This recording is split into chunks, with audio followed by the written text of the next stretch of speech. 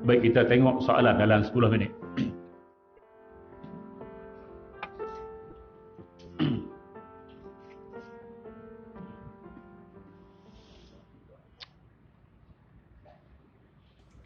Apakah hukum jika seseorang itu solat Jumaat di luar dari qaryahnya? Baik. Kalau kita keluar solat di luar qaryah, contoh geng Tanjung Dahra datang Derga, geng Derga pergi Bukhari, geng Bukhari pergi Tanah Bahiyah. Mana bukan qaryah kita. Duk pergi masjid lain. Nah, apa hukum maksud dia gitu?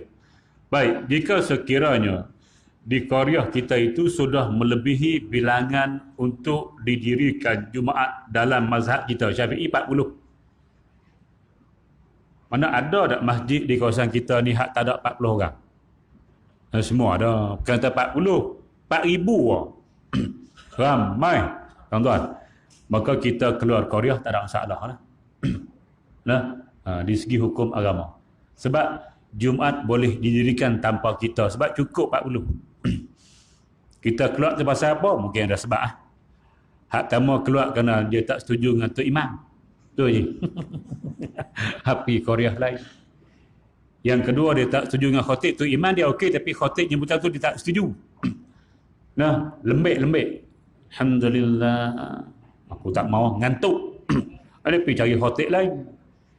Yang nak pergi tu, qaryah hak dia nak tidak mencacatkan apa-apa. Kalau dia tak ada situ, maka tidak ada apa-apa lah. Nah, tuan-tuan dan muslimat yang dirahmati, tetapi seelok-eloknya, yang afdalnya kita solat di qaryah sendiri.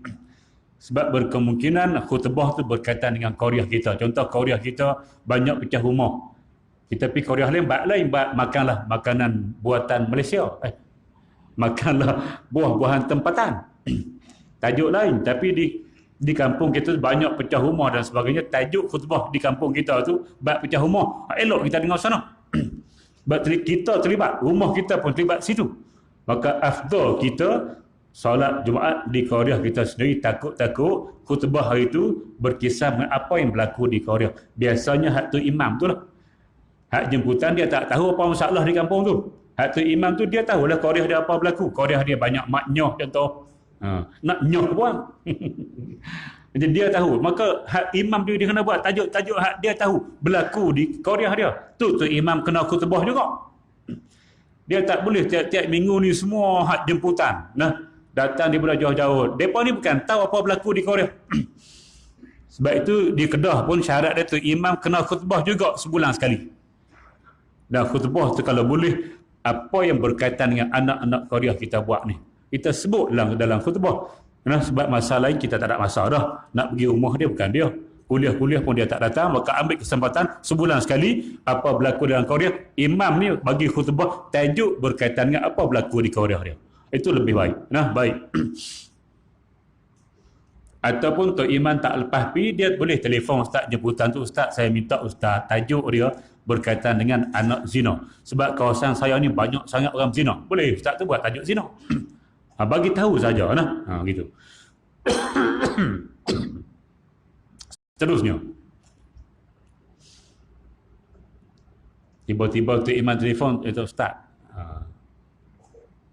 Ustaz tolong buat tajuk poligami. Sebab sini banyak poligami. Jeng kerana ustaz tu poligami kok. Tak mai terus.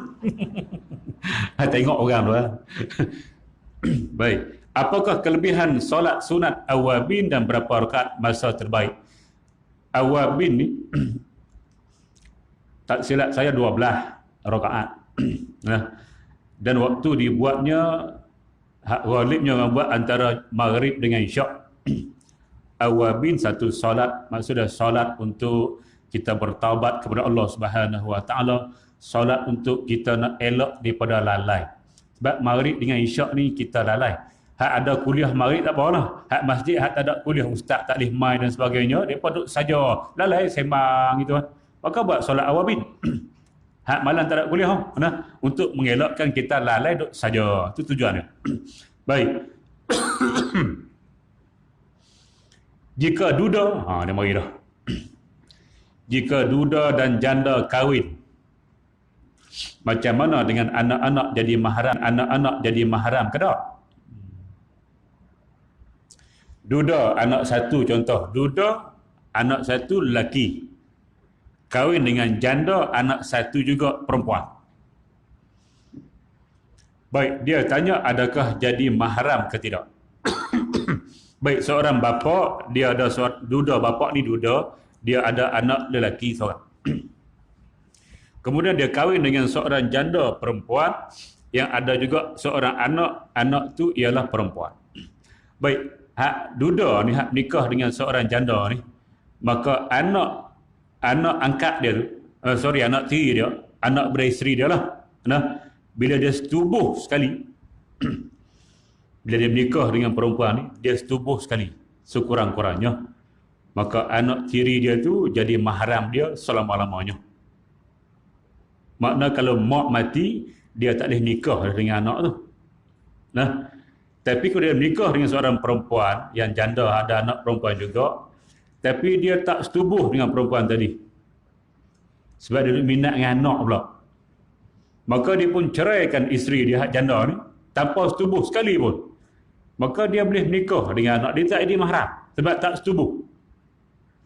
Sebab tu kalau kita menikah dengan janda, tiba-tiba dia ada anak comel, jangan setubuh dia, tunggu dulu. Bila nak mati? Ada hukum gitu, kalau setubuh, anak tu dia mahram selama-lama. Aku tak setubuh, boleh nikah, tak mahram maksud dia. Berbeza kalau kita menikah dengan anak, mak dia jadi mertua kita. Hak ni kalau kita tak setubuh anak dia pun, mak mertua kita tu jadi mahram kita selama-lamanya. Dia tak ada kaitan setubuh tak setubuh. Nikah je, akad je, aku terima nikahnya, maka mak mertua kita jadi mahram kita selama-lamanya. Tapi hak anak lain, setubuh mak baru mahram, tak setubuh mak ajnabi. Faham je? Kemudian anak kita berdua, anak kita hak lelaki dengan anak dia perempuan, dua tu adik-beradik ke tak? Tak, ada mak lain, pak lain. Adik-beradik kau mana je? Hak ni mak lain, mak dia mati dah. Hak ni pak lain, mak lain, pak lain. Tak adik-beradik, boleh nikah dua ni. Nah, kita menikah dengan mak, anak kita pergi ambil anak dia pula, jengkreng. Boleh. Tak ada kaitan apa-apa. Mak lain, pak lain, boleh nikah. Gitu. Buat lagu tu molek sikit tak? Boleh tak itu? Haji ambil ayah, ambil mak, anak haji ambil anak dia. Comel. Sekali kahwinnya. Dua ekor lembu. Jangan lupa panggil aku. Itu pentingnya. Seterusnya.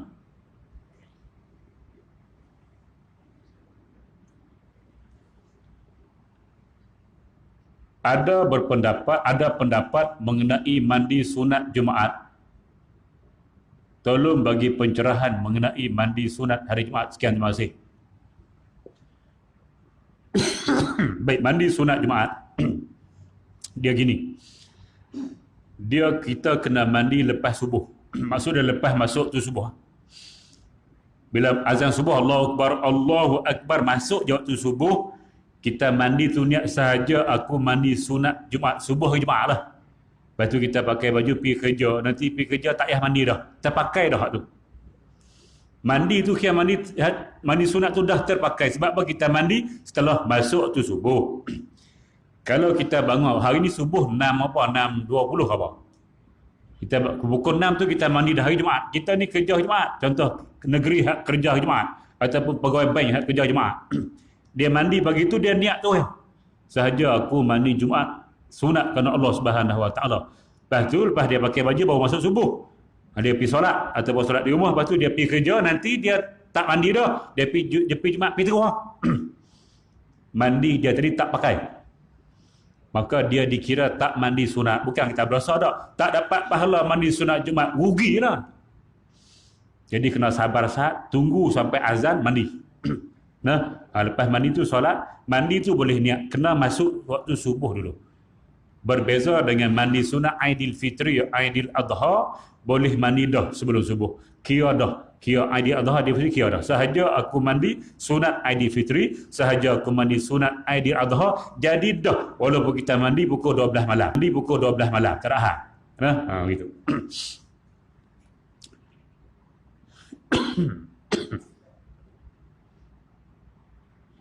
Setahu saya di akhirat hanya ada syurga dan neraka.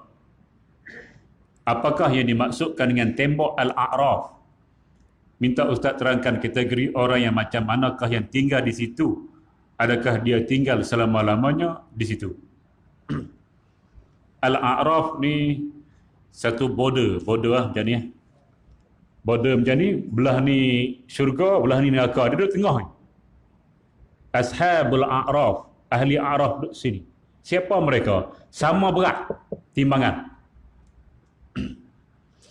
Bila timbang di pada masyar, timbang tu sama berat. Hak baik dengan jahat tu sama. Nak masuk mana? Duduk tengah lah dulu. Sementara lah. Lepas tu dibuat keputusan sama dia ke neraka ataupun ke syurga. Mana kalau ada lagi benda-benda baik hak dia buat, walaupun sebesar biji sawi dikira, masuk syurga. Tengok lah. Sebab itulah kita kena buat baik. Kena banyakkan buat kebaikan. Walaupun kecil. Sebab apa? Sebab kalau jadi macam ni, ada kebaikan yang kecil pun boleh bantu kita dah untuk kita masuk syurga Allah Subhanahu Wa Taala. Baik, seterusnya. Ibu saya berusia 78 tahun.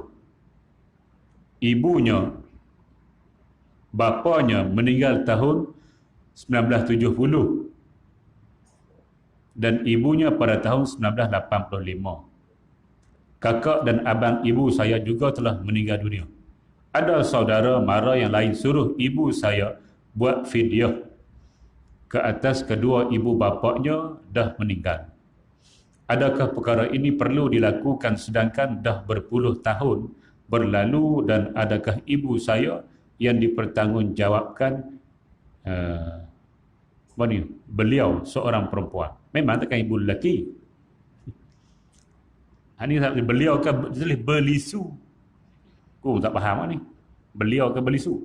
Belisu benda apa? Baik, fidyah apa ni? Fidyah apa je? Saya tanya orang lama kalau dia tahu fidyah apa? Fidyah puasa. Fidyah puasa. Bukan fidyah solat. Sebab orang kata solat baru nak bayar fidyah. Tanya haji dulu. Kan tuan-tuan ni kat kira kan. Pelik-pelik ni. Baik, fidyah puasa. Fidyah puasa. Baik, puasa ni fidyah tu, nak kata fidyah tu macam mana pula? Kalau mak tu dulu dia tinggalkan puasa dalam keadaan dia boleh puasa. Tinggalkan puasa dalam keadaan dia boleh puasa, memang dia kena qada. Tapi dia pun tak qada kalau kita tahulah. Maka kita kena tolong qada. Sebab dia tinggal puasa dalam keadaan tidak ada uzur apa-apa. Maka dia wajib qada. Tiba-tiba dalam keadaan dia wajib qada, dia mati tak sebab qada. Kita hak anak ni tolong qada. Kalau kita kata contoh ada 5 hari, contoh je. Dia tinggal puasa, hak kita tahu, anak-anak tahu, mak tinggal puasa sengaja. Bukan hak haid tu tak, sengaja. Sebab nak buat baulu. Baulu dulu buat dalam ting tu.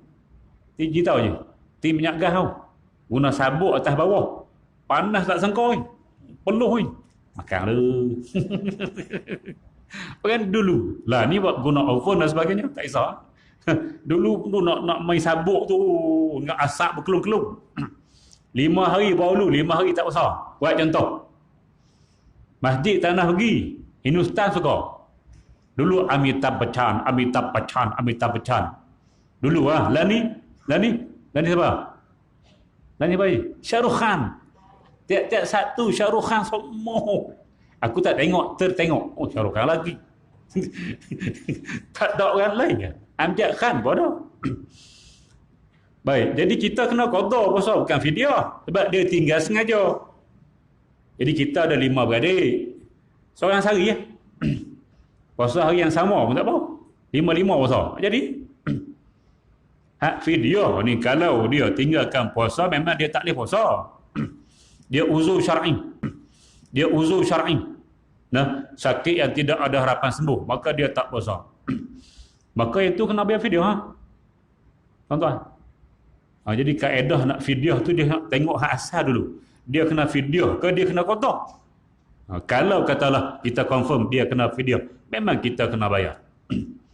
Nah, tak kira lah 100 tahun sekalipun, hutang dengan Allah wajib dibayar. Bank Islam berhambat. Betul je. Bank pun kerja kita 100 tahun ke 200 tahun, dia kerja anak-anak kita. Nah, ini kan pula Allah Subhanahu Wa Taala, hutang dengan dia lebih utama kita bayar daripada hutang dengan manusia. Manusia pun kena, Allah pun kena. Dengan Allah tu kita kena jaga. Baik manusia lagi lah. Nah, sebab Allah takkan ampun dosa kita dengan manusia kalau dia tak maafkan kita. Baik macam tu, kena. Nah, jawapan dia. Seterusnya. Bolehkah yang buat dialisis buat solat jamak?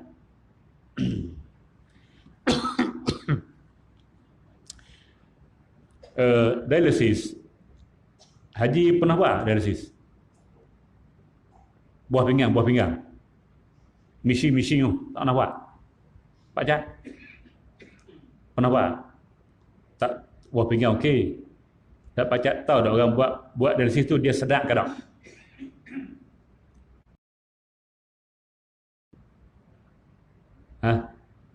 Sedap kan?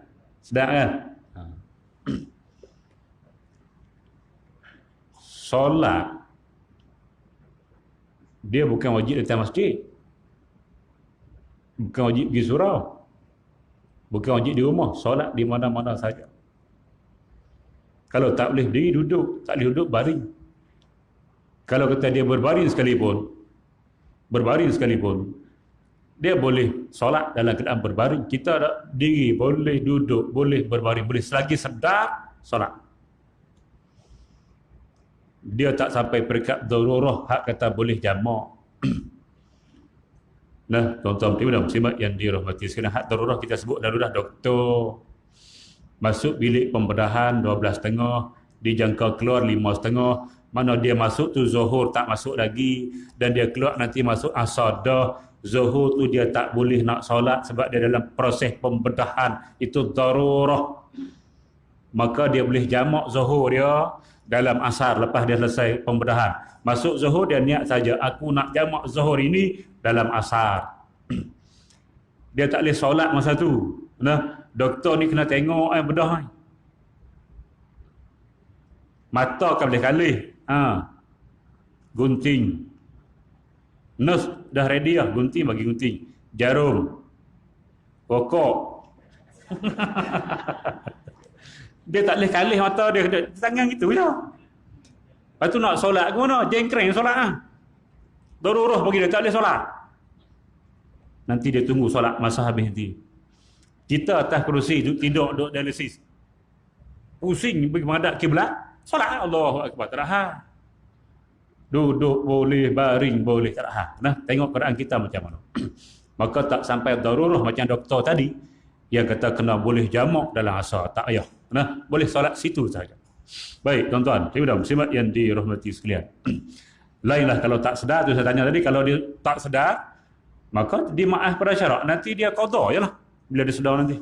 Oh, dia buat tu sebelum zuhur, nanti dah habis, lepas masuk asar dah, zuhur tu dia tak sedar, maka tidak dosa apa-apa, dia qada saja. Nah, tak ada hal.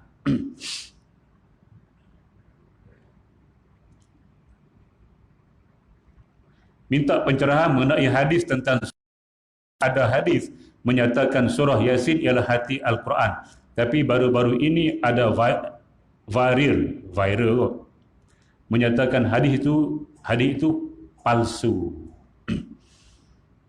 Hadis itu ada masalah, tuan-tuan. Hadis Yasin qalbul Quran memang ada masalah sanad dia. Nah, tapi sampai peringkat palsu atau tidak saya tak pasti, tapi memang ada masalah pada sanad. Nanti saya cek mula. Seterusnya, Ustaz ada sebut minggu lepas masuk pasar baca doa masuk tandas. Tapi saya ada dengar masuk pasar ada doa khusus dan dapat 1,000,000 kebaikan, hapus 1,000,000 dosa dan diangkat 1,000,000 darjat. Baik, tuan-tuan, ibu dan muslimat yang dirahmati sekalian. Memang ada hadis bila kita masuk pasar baca la ilaha illallah wahdahu la syarikalah. Nah, patut hayyun la yamut sampai habis. Dapat pahala alfu alfin. 1,000 kali 1,000. Berapa banyak? Alfu 1,000, alfin 1,000, 1,000 tu 1,000 kali 1,000 berapa? Tak cekak matematik, patut dulu tak pandai. 1,000 kali 1,000 1 juta. Baik, hadis sahih. Kita tidak menafikan hadis itu, baca apa tu tak baca. Saya tak pernah kata jangan baca hadis, jangan baca doa tu. Doa masuk tandas tu berlindung dengan Allah, macam auzubillah je. Allahumma inni a'udzubika minasyaitonir rajim. Sebab pasar ni sama ada pasar siang ke pasar malam ke, pasar di Aman Center ke supermarket ke, dia tempat tak elok, tempat jin, setan-setan. Berlindung dengan Allah Subhanahu Wa Taala. Lepas tu nak baca itu baca. Tak ada hal. Kita tak pernah kata jangan baca doa tu, baca hak ni, tak pernah. Ulama-ulama sebut dalam kitab-kitab Jawi lama, doa masuk tandas tu boleh dibaca kalau kita nak masuk tempat-tempat yang kotor. Tandas tu kotor, nah, dan pasar juga kotor. Nabi sebut dah, ahabbul biladi ilallahi masajiduha wa abghadul biladi ilallahi aswaquha. Tempat yang paling disukai oleh Allah atas dunia ni masjid, dan tempat hak paling dia tak suka pasar. Sebab situ banyak setan, sama ada setan manusia ataupun setan jin, minal jinnati wan nas. Buat tu dulu, Allahumma inni a'udzubika minal khubusi wal khaba'ith. Lepas tu nak baca tu baca. Tak ada pertentangan apa-apa. Nah, sebab cuma hadis doa tu ada nas. Hak saya sebut tu sebagai umum sahaja, masuk tempat kotor, umum. Tak ada masalah apa-apa. Tidak ada sebarang clash di situ. Kena faham situ saja. Nah, baik tuan-tuan. Pening kepala. Bukan semua ada nas, tuan-tuan. Babi tak ada nas. Babi najis mughalazah tidak ada nas. Mazhab Syafi'i dia pakai qiyas saja. Nah, qiyas. Kita baca Yasin malam Jumaat mana ada nas. Tuan-tuan, kita pakai nas umum saja. Kalau nak main nas, kita banyak benda kita tak boleh buat. Tuan-tuan, sebab kita ada nas yang umum, kita ada qiyas, ada macam-macam sumber dalam agama. Nah, tidak ada berlaku pertindihan, tidak ada berlaku sebarang percanggahan dan clash. Biasa, tak ada apa-apa pun. Nah, tak ada hal. Baik, tuan-tuan, muslimat yang dirahmati habis yang tu. Seterusnya. Okey, soalan yang terakhir. Kita buat catering, ada non-Muslim, suruh sediakan makan untuk majlis non-Muslim. Dalam masa yang sama, non-Muslim sediakan arak. Boleh tak kita sediakan makan non-Muslim itu? Boleh tak macam tu? Aku pun tak faham, baca sekali lagi. Kita buat catering, kita ni lah, caterer lah kita ni. Ada non-Muslim suruh sediakan makan. So kita buat untuk majlis dia lah, majlis non-Muslim. Dalam masa yang sama, non-Muslim sediakan arak. Arak dia tu bukan daripada kita, daripada orang tempat lain lah. Caterer lain hak non-Muslim. Jadi boleh tak kita sediakan makan untuk non-Muslim? Boleh tak kita buat makan untuk dia? Macam tu. Baik, tuan-tuan, dan muslimat yang dirahmati sekalian. Contoh dia buat kenduri, hak bahagian makan dia suruh kita buat. Nah, kemudian hak dia beli ataupun dia ambil daripada caterer lain, hak ada arak. Jadi kita caterer Muslim boleh tak buat untuk dia buat jamah itu, sebab ada arak sekali. Tapi arak tu bukan daripada kita. Yang ni tuan-tuan, kita bukan duduk sekali. Kita menjaga. Nah, bila orang order pada kita dan kita pun tak ambil tahulah, order kita buat. Tiba-tiba bila kita hantar pergi, ada di rumah dia arak. Kita tak boleh duduk situ sahaja. Tak boleh, mana kita letak makanan, kita kena cabut lah tuan-tuan. Kita tak boleh ada situ nak kena servis pula. No. Sebab majlis tu dah ada arak dah. Sekadar kita buat makanan hantar, balik tak apa. Tapi kalau kita kena ada situ juga, ni tak boleh. Sebab Nabi larang kita duduk, Quran pun larang kita duduk dalam satu majlis yang ada jamuan arak di situ. Maka boleh buat, hantar habis, lari. Nanti dah selesai, kita pergi kutip hak kita balik. Tak apa. Kalau kena duduk situ, tak boleh. Nah. Baik, wallahu a'lam, sampai situ saja malam ni. Mudah-mudahan ada sedikit pencerahan yang baik datang daripada Allah Subhanahu wa taala, yang buruk kelemahan diri saya sendiri. Aqulu qauli hadza wa astaghfirullahal azim li wa lakum. Wassalamualaikum warahmatullahi wabarakatuh. Bismillahirrahmanirrahim. Alhamdulillahirabbil alamin. Wassalatu wassalamu ala asyrafil anbiya'i wal mursalin wa ala alihi wa ashabihi ajma'in. Allahumma inna nas'alukal huda wat-tuqa wal afafa wal ghina. Allahumma ij'al jam'ana hadza jam'an marhuma wa tafarruqana min ba'dihi tafarruqan ma'suma. Wa la taj'alillahumma fina wa la ma'ana ولا من يتبعنا شقيا ولا مترودا ولا محروما يا رب العالمين والحمد لله رب العالمين تقبل الله منكم.